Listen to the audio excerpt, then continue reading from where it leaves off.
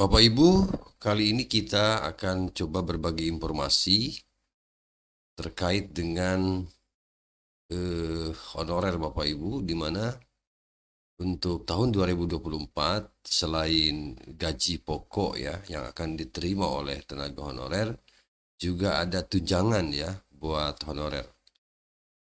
Tapi sayangnya Bapak Ibu, ini tidak semua tenaga honorer yang mendapatkan jaminan ya dari pemerintah.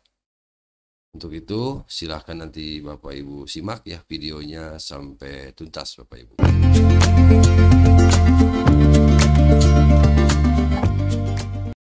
Assalamualaikum warahmatullahi wabarakatuh. Jumpa lagi kita Bapak Ibu. Izin Bapak Ibu untuk membacakan informasinya. Admin lansir dari klikpendidikan.id Bapak Ibu. Tenaga honorer tetap tenang ya, meskipun opsi untuk honorer tidak masuk ke dalam Undang-Undang ASN 2023.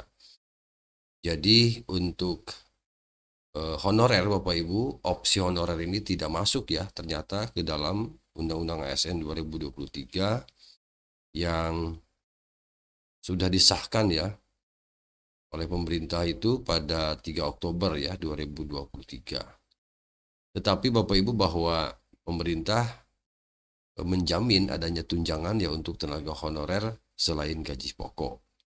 Nah, tunjangan yang telah ditetapkan oleh Sri Mulyani untuk honorer tersebut hingga Rp806.000.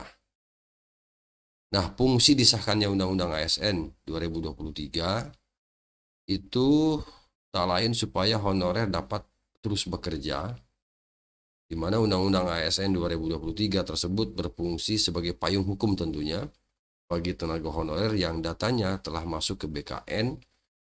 Fungsi disahkannya Undang-Undang 2023 ini jadi untuk memperjelas status daripada tenaga honorer ini Bapak Ibu. Nah, selain itu terdapat kategori honorer yang telah dijamin oleh pemerintah dalam hal ini Menteri Keuangan, sehingga kategori honorer yang telah dijamin oleh Menteri Keuangan ini tersebut tidak perlu mengkhawatirkan nasib ke depannya. Sebab selain gaji pokok ya, Sri Mulyani juga telah tetapkan tunjangan nih bagi masing-masing kategori. Nah, penasaran tentu Bapak Ibu, 4 kategori honorer yang mana yang dimaksud oleh Menteri Keuangan yang mendapat jaminan dari pemerintah. Ternyata ada satpam, kemudian ada pengemudi, ada pramusaji, dan petugas kebersihan tunjangan yang diberikan oleh Sri Mulyani atau Menteri Keuangan kepada 4 kategori honorer tersebut, yaitu berupa uang lembur dan uang makan lembur Bapak Ibu.